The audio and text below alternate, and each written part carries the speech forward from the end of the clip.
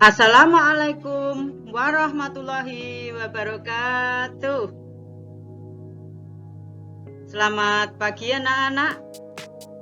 Ketemu lagi dengan Ibu Sri Darwati. Halo. Yuk kita belajar mata pelajaran IPA terapan. Dibimbing oleh Ibu Sri Darwati SPD. Siap belajar ya?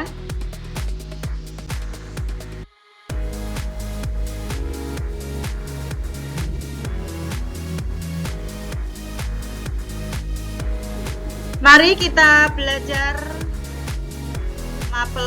mata pelajaran IPA terapan pada KD 11 tentang makromolekul untuk video yang ketiga.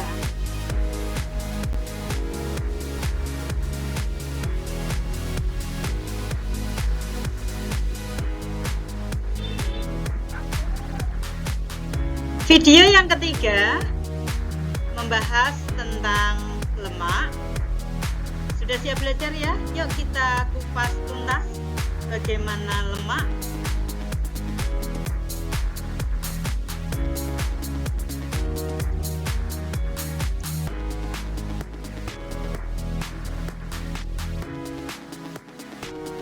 Ya, nah ini sebelum kalian belajar nanti lemak itu apa ya, lihat pada slide ini gambar sumber dari lemak itu apa saja. Di antaranya ada alpukat, buah alpukat, kemudian ada kemiri, kemudian ada ikan, daging-dagingan ya, kemudian ada telur, kemudian ada kedelai. Nah itu semua termasuk bahan-bahan yang mengandung lemak.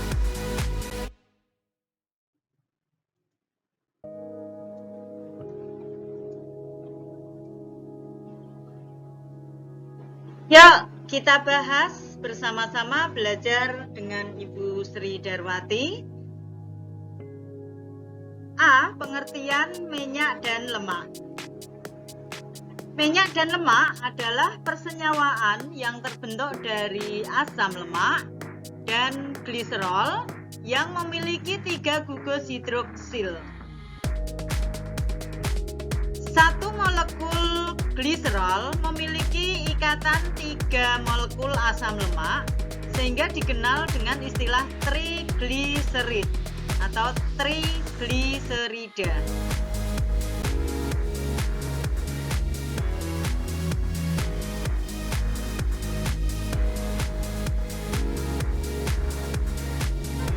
Nah, untuk mengenal rumus kimia gliserol itu seperti apa, lihat slide berikut ini.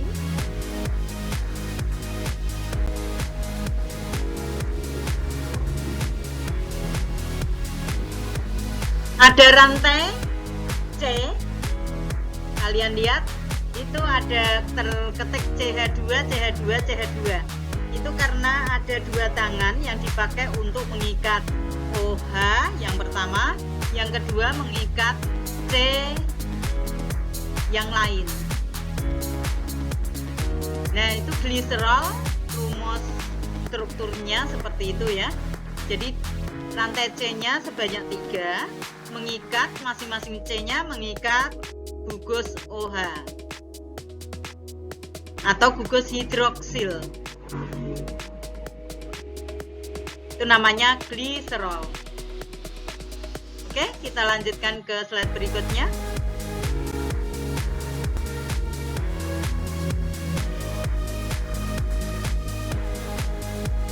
Selanjutnya rumus kimia asam lemak. Kalian lihat di slide. Asam lemak rumus strukturnya R. R itu nanti rantai C-nya.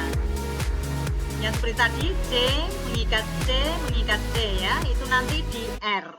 Kemudian rantai C itu, R ya, mengikat gugus asam karboksilat. Gugus asam karboksilat itu lambangnya COOH. Nah, gugus karboksilat ini ada C, karbon. Tangannya dipakai untuk, ada satu tangan yang dipakai untuk mengikat R. Jadi ini rumus struktur dari asam karboksilat, di mana asam karboksilat ini menunjukkan asam lemak. Dan nanti asam lemak seperti apa contohnya kita lihat di slide berikutnya ya.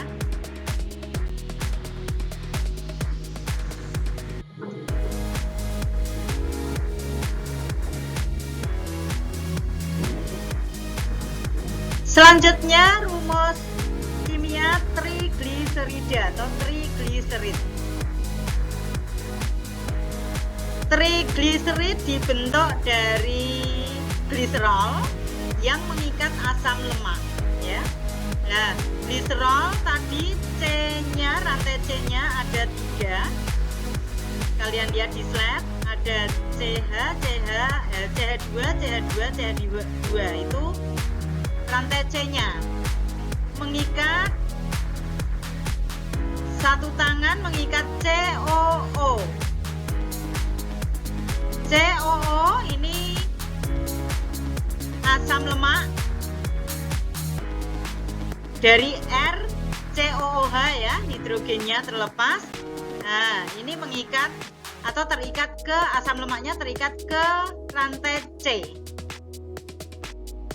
Sedangkan satu lagi tangan mengikat C yang lain sebagai rantainya.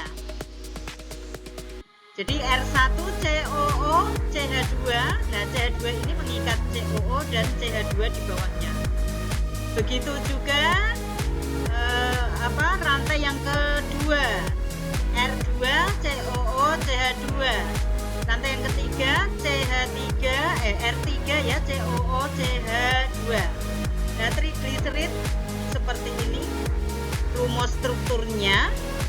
Jadi dari gliserol yang mengikat 3 asam lemak, yaitu R1 COO, R2 COO, R3 COO, itu asam lemaknya. Ya? Dipahami ya? Oke, kita lanjutkan ke slide berikutnya.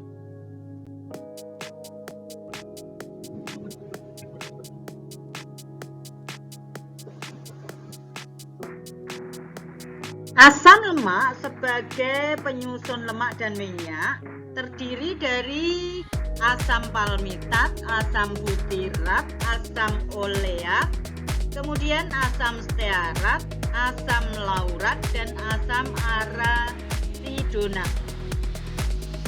Unsur-unsur pembentuk lemak dan minyak adalah ada karbon, simbolnya C, hidrogen, simbolnya H, dan berasal dari tumbuh-tumbuhan dan hewan yang akan membentuk sifat-sifat yang dimilikinya.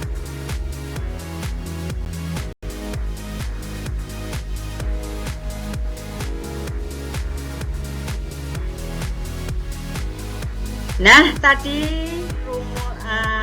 kalian sudah mengenal rumus asam lemak ya. Nah, ini contoh macam-macam asam lemak jenuh. Dikatakan asam lemak jenuh karena rantai C-nya atau R-nya itu ikatannya tunggal. Artinya tangannya satu semua yang dipakai untuk mengikat atom yang lain ya. Contohnya macam-macam asam lemak jenuh. Yang pertama asam kaprilat. Rumus molekulnya CH3 dalam kurung CH2 6 kali, berarti CH2-nya 6 kali jejer-jejer. Ya. Berikatan antar atom C-nya sebanyak 6. Kemudian COOH. Yang kedua, asam kaprat. Rumus molekulnya CH3 dalam kurung CH2 8 kali COOH. Yang ketiga, asam laurat CH3 dalam kurung CH2 10 kali COOH. Kemudian yang keempat, asam miristat. Rumus molekulnya CH3 dalam kurung CH2 12 kali COOH. Yang kelima, asam palmitat CH3 dalam kurung CH2 14 kali COOH. Lanjutnya yang keenam, asam stearat. Rumus molekulnya CH3 dalam kurung CH2 16 kali COOH. Yang ketujuh, asam arakidat. Rumus molekulnya CH3 dalam kurung CH2 18 kali COOH. Yang kedelapan, asam behenat. Rumus molekulnya CH3 dalam kurung CH2 20 kali COOH.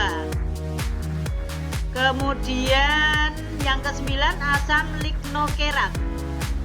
Rumus molekulnya CH3 dalam kurung CH2 22 kali COOH. Yang ke-10, asam keretat.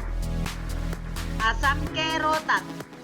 Rumus molekulnya CH3 dalam kurung CH2 24 kali COOH. Nah, ini contohnya diambil 10 macam asam lemak jenuh. Oke, kita lanjutkan ke slide berikutnya.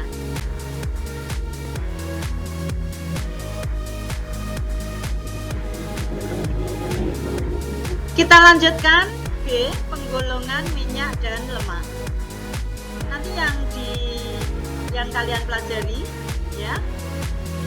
Untuk klasifikasinya atau penggolongannya ada 3 macam, yaitu yang pertama berdasarkan ikatan yang dimiliki, kemudian yang kedua berdasarkan wujudnya, yang ketiga berdasarkan sumbernya.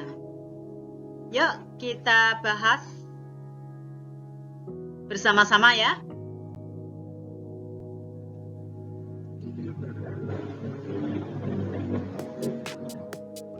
Yang pertama, penggolongan berdasarkan ikatan yang dimiliki.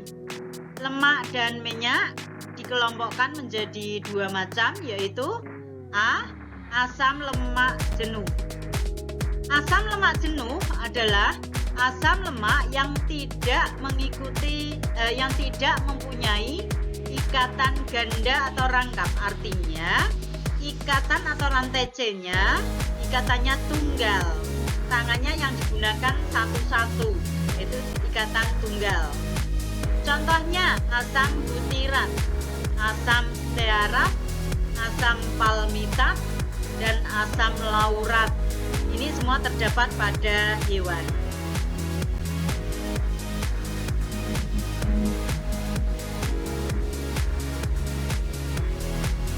B, asam lemak tak jenuh.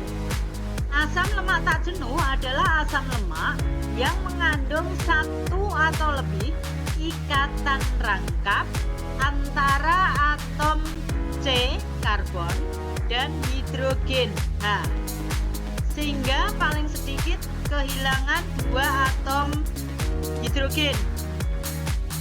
Jika ikatan rangkapnya hanya 1, disebut monounsaturated fatty acid, atau disebut juga asam lemak tidak jenuh tunggal. Artinya ikatan rangkapnya hanya 1. Dan bila lebih dari 1 disebut polyunsaturated fatty acid, atau disebut juga asam lemak tak jenuh ganda. berarti artinya asam lemak tak jenuh, tetapi ikatan rangkapnya lebih dari 1. Kemudian lemak yang kandungan asam lemak tak jenuhnya ganda sangat diperlukan oleh tubuh dan tidak menyebabkan penimbunan lemak atau tidak menyebabkan penimbunan lemak dalam pembuluh darah. Dalam kurung penyebab penyakit arteriosklerosis atau penimbunan lemak.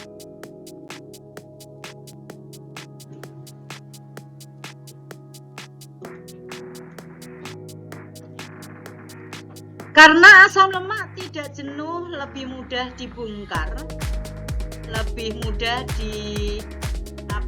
direaksikan dan diemulsikan ke dalam cairan darah sehingga tidak menimbulkan penyumbatan pada pembuluh darah koroner jantung. Sementara kolesterol yang terdapat pada lemak dengan kandungan asam lemak jenuh tinggi terbukti sebagai penyebab penyakit arteriosklerosis, yaitu penyumbatan asam lemak tak jenuh. Di antaranya ada asam linoleat, asam linolenat, dan asam arakidonat. Asam ini banyak terdapat pada sumber pangan nabati atau minyak nabati dan pada minyak ikan.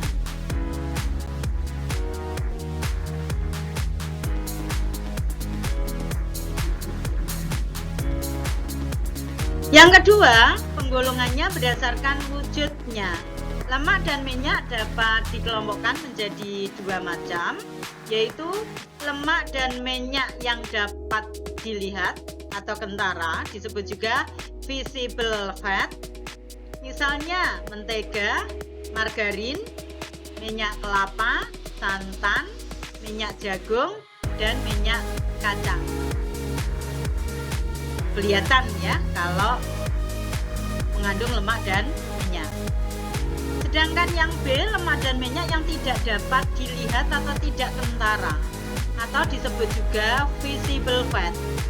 Misalnya lemak yang terdapat pada susu, daging, ikan, kacang tanah atau kacang-kacangan, kuning telur, kemiri, alpukat, dan lain-lainnya.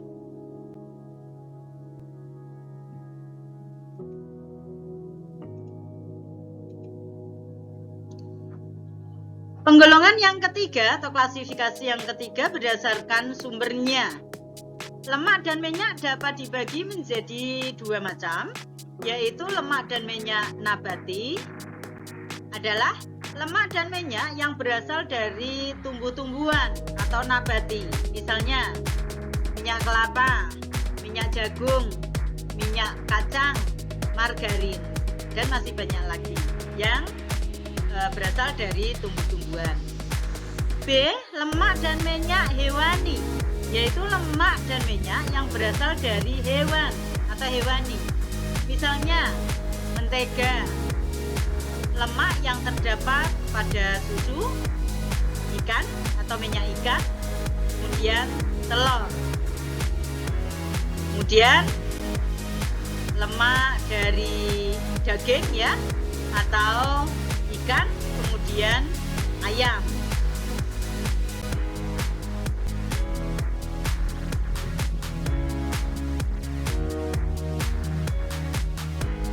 Nah, kalian lihat di slide ini contoh gambar lemak dan minyak nabati.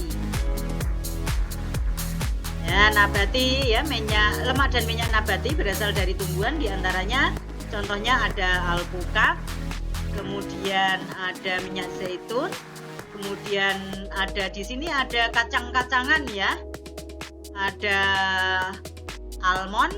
Nah, nanti minyak almond jadinya. Kemudian biji matahari nanti jadinya minyak biji matahari, kemudian ada kemiri, ada kacang Nah, ini kalau jadi minyak atau lemak maka termasuk lemak dan minyak nabati.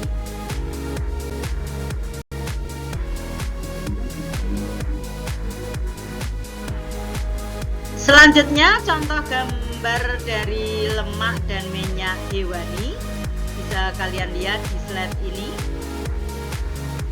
Di antaranya ada telur, daging, susu. Ini tentunya susu sapi ya, atau susu dari hewan. Nah, kalau susu dari tumbuhan, misalnya susu kedelai, termasuk lemak dan minyak nabati. Kemudian ada ikan ya. Nah, ini diantaranya yang termasuk lemak hewani.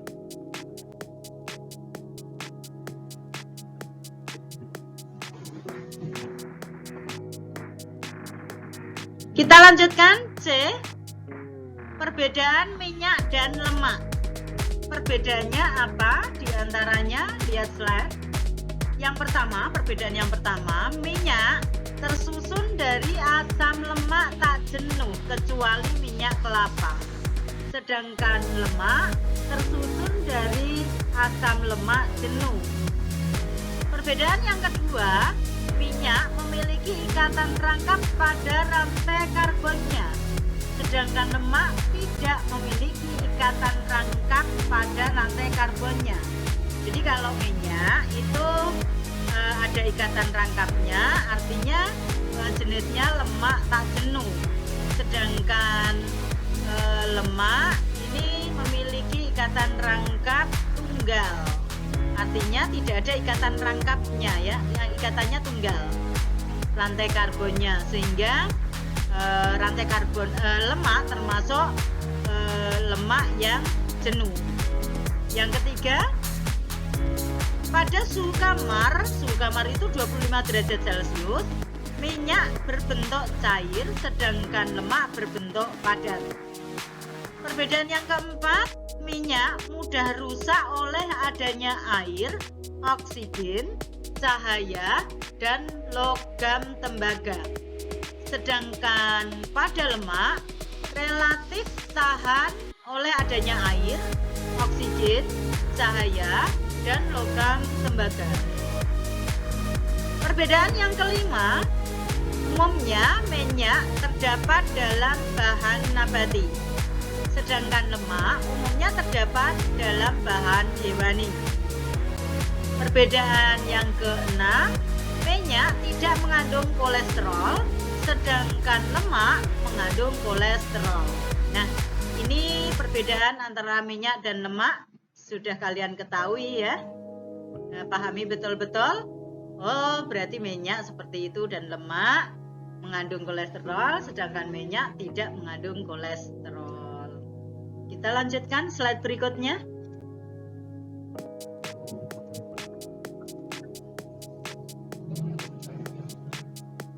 D. Sifat-sifat minyak dan lemak. Minyak dan lemak mempunyai sifat-sifat sebagai berikut. Yang pertama, tidak mudah larut dalam air, tetapi larut dalam pelarut organik seperti pelarut organik ya. Contohnya ada ether, ester, dan alkohol. Nah, itu pelarut organik. Sifat yang kedua, bersifat plastis pada suhu tertentu. Sifat yang ketiga, jika direaksikan dengan NaOH atau KOH, KOH ini jenisnya basa ya, akan menghasilkan sabun dan gliserin. Sifat yang keempat, membentuk emulsi dengan air atau emulsi sementara dan udara.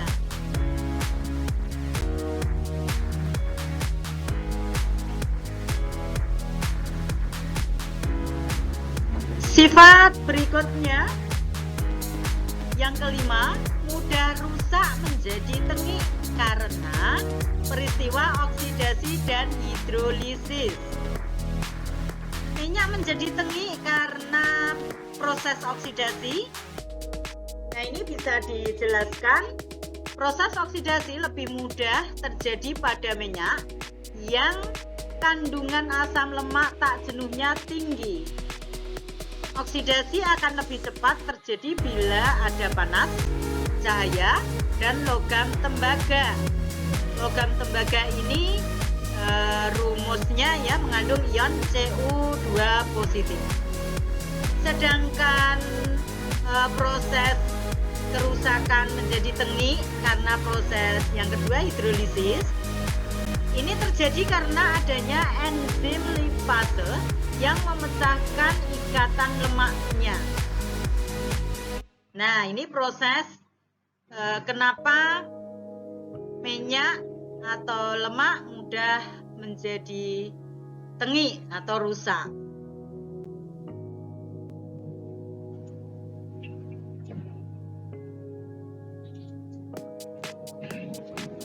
Sifat yang keenam, bila dipanaskan minyak dan lemak akan mengalami beberapa perubahan, antara lain A.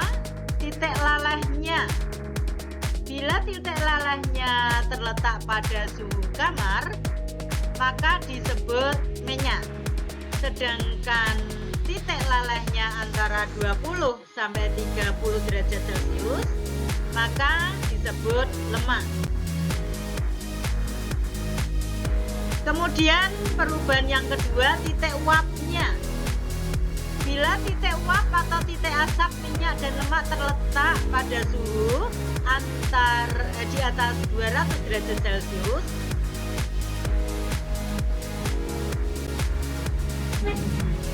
titik asap atau nyala minyak nabati lebih tinggi daripada hewani. Bila titik asap minyak dan lemak tercapai, lemak akan pecah menjadi asam lemak dan gliserol. Selanjutnya, zat yang mengiritasi mata, membuat pedih dan berbau tajam disebut akrolin. Jadi akibat dari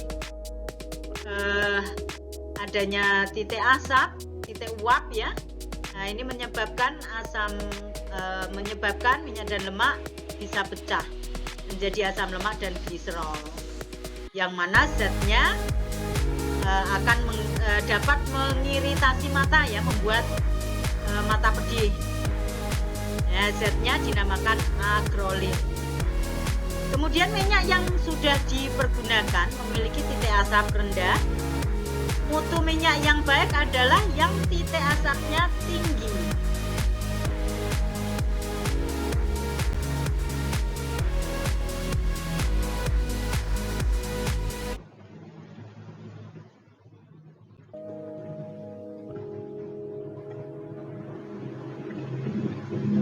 C. Perubahan yang ketiga, titik asap. Pemanasan minyak yang melampaui titik asapnya akan menyebabkan minyak terbakar atau minyak mencapai titik bakar atau titik nyala. Nah, sehingga nanti kalau dilanjutkan maka minyak akan terbakar ya, atau menyala, ada api yang menyala. Biasanya ini ada chef yang seperti itu memang sengaja titik asapnya dibuat lebih tinggi sehingga timbul api atau timbul titik bakar yang tinggi ya. Titik bakar minyak jagung terjadi pada suhu 360 derajat Celcius, tinggi sekali ya. Nah, ini contohnya minyak jagung, titik bakarnya 360 kalau Celcius ya. Kalau mencapai 360 derajat Celcius, maka minyak jagung akan terbakar, timbul nyala api. Kita lanjutkan slide berikutnya.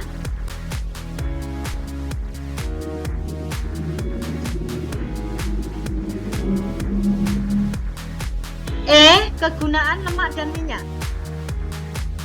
Minyak dan lemak memiliki peranan yang sangat penting baik dalam kehidupan sehari-hari secara umum maupun dalam bidang khusus, misalnya dalam bidang jasa boga, kemudian busana, perhotelan, dan kecantikan.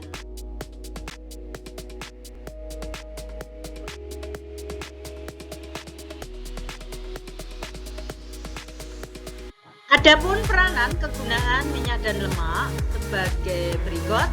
Yang pertama, dalam kehidupan sehari-hari secara umum, minyak dan lemak berfungsi sebagai cadangan matahari, isolator panas tubuh, pengatur sirkulasi air dalam sel, dan pelarut vitamin A, vitamin D, vitamin E, dan vitamin K. Kegunaan yang kedua dalam bidang tata boga, minyak dan lemak berfungsi menambah kalori, memperbaiki tekstur dan cita rasa makanan, kemudian bahan pembuat kue dan roti, misalnya mentega, kemudian media penghantar panas. Peranan atau kegunaan yang ketiga dalam bidang busana. Peranan minyak dan lemak berfungsi sebagai bahan dasar pembuatan sabun dan deterjen.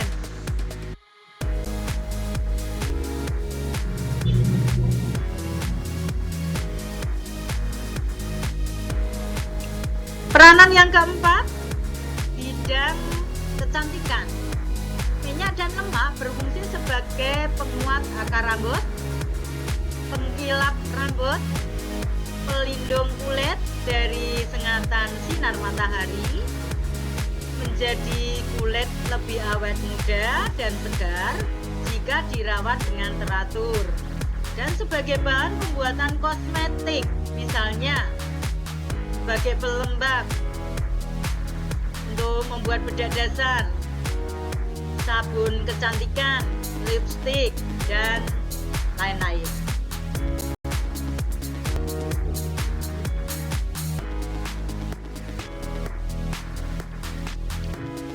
Kita lanjutkan F, analisis kualitatif lemak. Nah, ini nanti kita akan menguji apakah di suatu bahan itu mengandung lemak. Keberadaan lemak dalam suatu makanan dapat diketahui melalui beberapa uji kualitatif lemak, yaitu sebagai berikut. Ada 5 uji ya. Yang pertama uji akrolin, yang kedua uji kesenian, yang ketiga uji Salkowski, yang keempat uji kelarutan, yang kelima ya uji ketidakjenuhan. Yuk kita bahas satu persatu.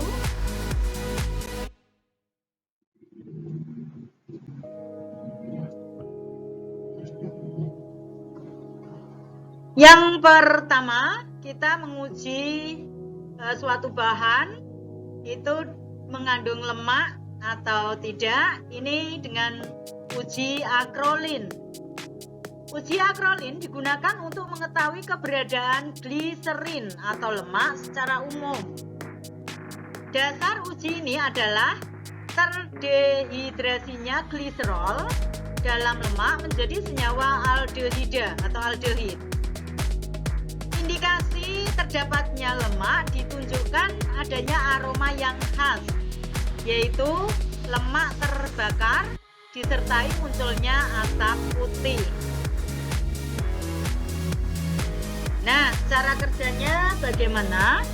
Masukkan bahan yang akan diuji sekitar 10 sampai dengan 15 tetes ke dalam tabung reaksi.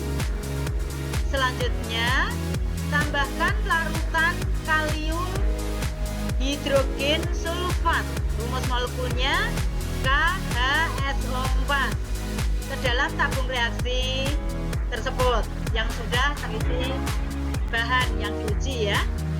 Panaskan secara langsung di atas api secara perlahan. Kemudian amati perubahan yang terjadi.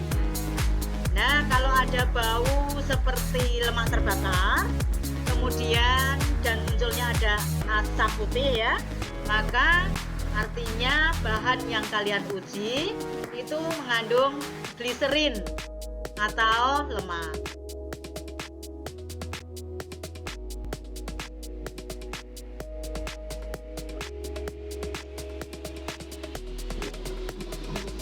Yang kedua, uji ketengian.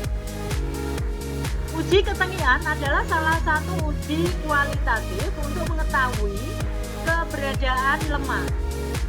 Dasar pengujian ini adalah reaksi oksidasi dari asam lemak menghasilkan senyawa peroksida. Oksigen yang terdapat atau yang didapat bereaksi dengan fluoroglisenol sehingga menghasilkan ketengian pada lemak. Jadi tengiknya pada lemak karena bau tengiknya pada lemak ya, karena hasil reaksinya berupa senyawa fluoroglisenol. Ya, itu. Identifikasi keberadaan lemak diketahui dengan adanya perubahan warna menjadi merah muda.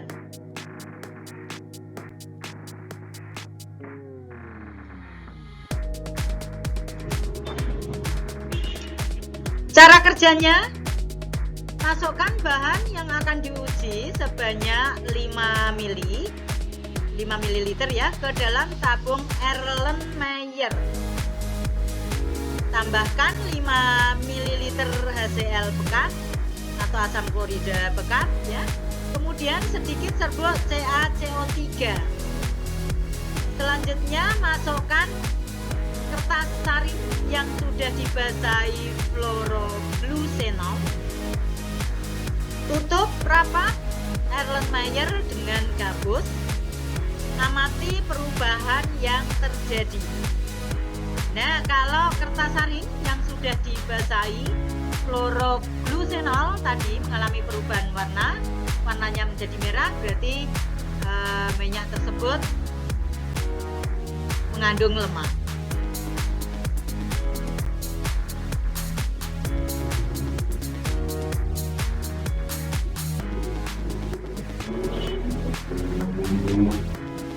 Ujian ketiga, uji Salkowski.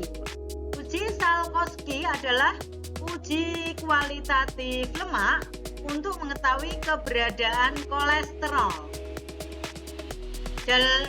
Dasar pengujiannya adalah adanya reaksi antara lemak yang mengandung kolesterol dengan kloroform dan asam sulfat pekat yang menghasilkan suatu warna tertentu.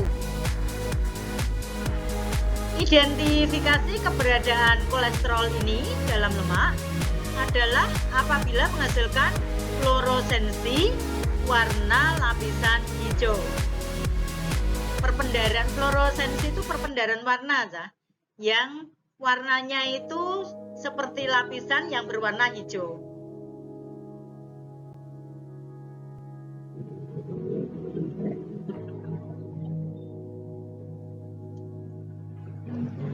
Cara kerjanya, masukkan bahan yang akan diuji ke dalam tabung reaksi. Kemudian, tambahkan kloroform ke dalam tabung reaksi tersebut.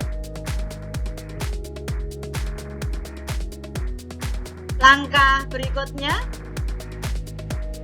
keberadaan kolesterol yaitu menambahkan asam sulfat dengan hati-hati melalui dinding tabung.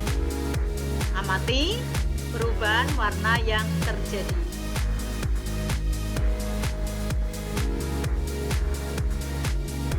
Nah, perubahan warna yang terjadi kalau terjadi perpendaran warna yang warnanya warna hijau ya tadi, nah, maka artinya bahan tersebut mengandung kolesterol.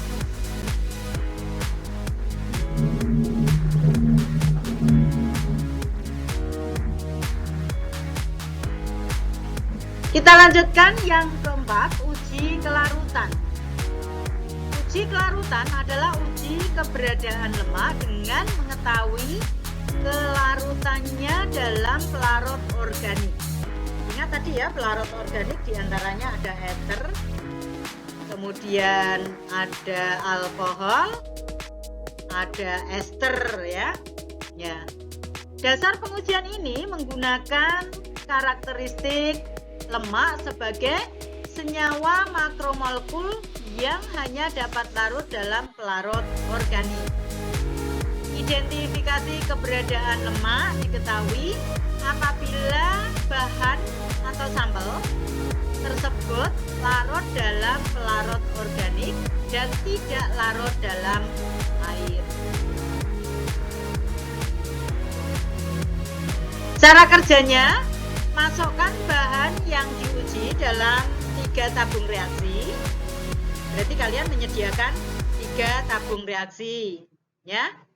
Kemudian masukkan bahan yang diuji ke dalam 3 tabung reaksi. Masing-masing tabung reaksi ditambahkan air, ether, dan kloroform. Pelarut organiknya ini ether yang digunakan. Sedangkan air itu pelarut universal ya. Kemudian kocoklah 3 tabung reaksi tersebut beberapa saat. Kemudian amati perubahan yang terjadi. Nah, tentunya kalau tabung yang ditambahkan dengan air berarti tidak larut. Berarti di situ bahan yang diuji merupakan lemak. Sedangkan kalau ditambahkan pelarut organik, pelarut organiknya ether ya, maka akan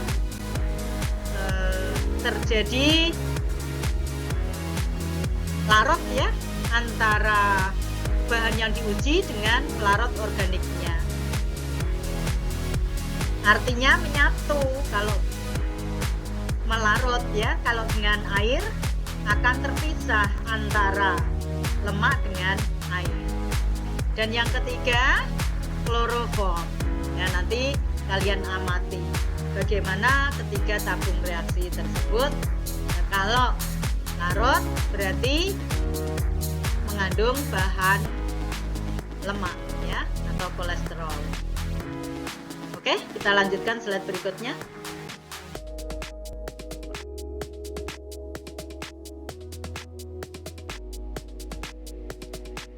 Yang kelima, uji ketidakjenuhan.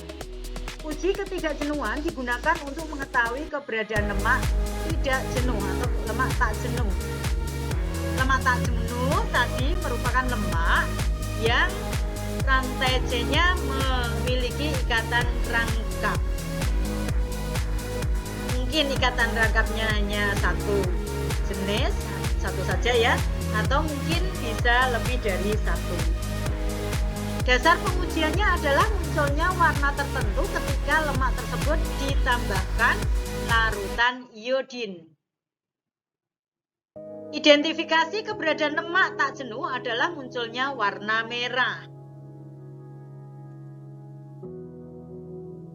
Cara kerjanya, masukkan 5 ml larutan yang akan diuji ke dalam tabung reaksi. Kemudian tambahkan larutan iodin. Beberapa tetes ya.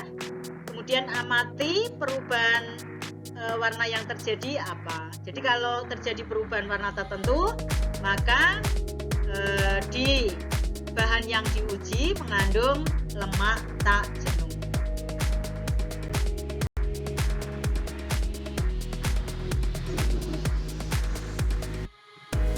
Oke, sampai di sini materi tentang lemak. Dengan belajar bersama-sama Putri, semoga ilmu kalian bertambah, bisa kalian pahami betul-betul tentang lemak. Nah, nanti bisa kalian terapkan dalam kehidupan sehari-hari. Lemak yang mana, lemak dan minyak yang mana yang bisa dikonsumsi supaya tubuh kita sehat. Ya, oke, terima kasih. Semoga ilmu ini bermanfaat buat kalian semua. Saya tutup. Assalamualaikum warahmatullahi wabarakatuh.